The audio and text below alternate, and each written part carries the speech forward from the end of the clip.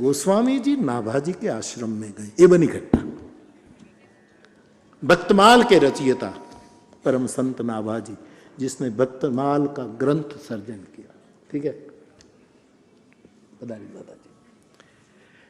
अब उस समय नाभाजी महाराज आश्रम में नहीं थे, कहीं बाहर गए थे।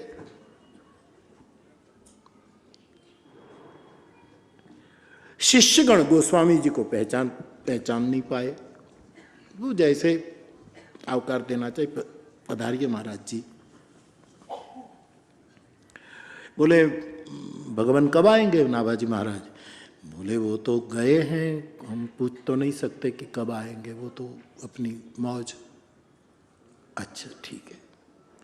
न शिष्यों ने पूछा कि आप कौन है। गोस्वामी जी चुप रहे, पूछा ही नहीं कुछ। मैं फिर एक वो शेर दोहराऊं कल का, हाँ? दो शब्दों के बीच का मौन हूं मैं, दोबारा मत पूछना कौन हूं मैं। दो शब्दों के बीच का मौन हूं मैं, दोबारा मत पूछना कौन हूं मैं। अब फिर गोस्वामी जी ने एक प्रश्न पूछा, ये बनी घटना गोसाई चरित्र की, कि नाभाजी जब आश्रम में आते हैं, ये जगह पर बैठते हैं, सबको मुलाकात देते हैं, तो किस सीढ़ी पर कदम रखकर? बोले ये कि तो पगथियों से यहीं थे सीधा।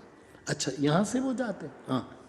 अच्छा पादुका यहाँ छोड़ देते हैं, फिर इस सोपान पर कदम रख कर क्या? बस तुलसीदास जी इस सीढ़ी को, इस सोपान को सिरहाना करके सो गए। निंदा है। शिष्यों ने देखा कि विक्षेप न करे, सोया। 1 घंटे के बाद करीब नाभाजी आए और देखा और पहचान गए, ओह ये तो गोस्वामी जी है। लेकिन निंद में बाधा न पड़े इसलिए चुप रहे, थके से रह गए, ठाड़े से रह गए। शिष्यों ने देखा कि बाबा आ गए, एकदम दौड़ कर आए, कहा चुप इधर आओ। इशारे में पूछा ये कौन है पता है? बोले खबर नहीं। मूर्ख, ये मेरी भक्तमाल का मेरू है। मैंने भक्तमाल की रचना की। भक्ति भक्त भगवंत गुरु चतुर नाम वपु, एक तिन कई पद वंदन करु ना से विघ्न अनेक। ये भक्तमाल के रचयिता नाभाजी कहते 108 भक्तों का चरित्र उसने लिखा। उसमें मेरू नहीं मिलता था, तब गोस्वामी जी की जीवनी देखकर उसने गोस्वामी जी को 108 मण के संतों के उसका मेरू, सुमेरु तुलसी को बनाया था। मेरी भक्तमाल का ये मेरू है। और यहां ऐसे सो गए।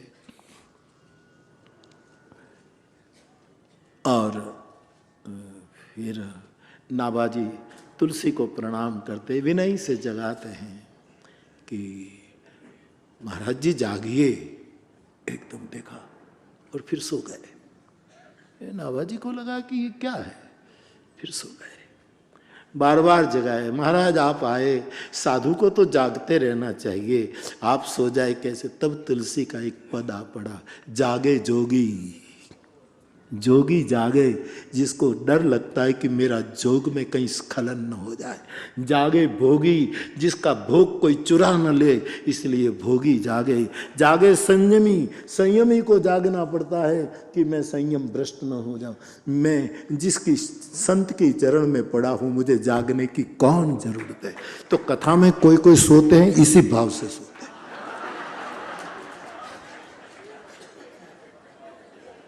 ये ब्लॉक ओनली फॉर स्लीपर, एक छोटा सा सूचना बोर्ड लिख दे बेटा, ओनली फॉर स्लीप। मैं अंग्रेजी ठीक बोला? ठीक है, थैंक यू।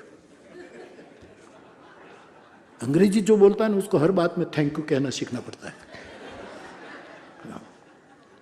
बेटा बाप को पानी देता है, बाप कहता है थैंक यू। अरे अपने पानी न पीवड़ावे तो कौन बगो पीवड़ावे? तारो दीकरो न पीवड़ा थैंक यू थूक ની જેમ શું કરે?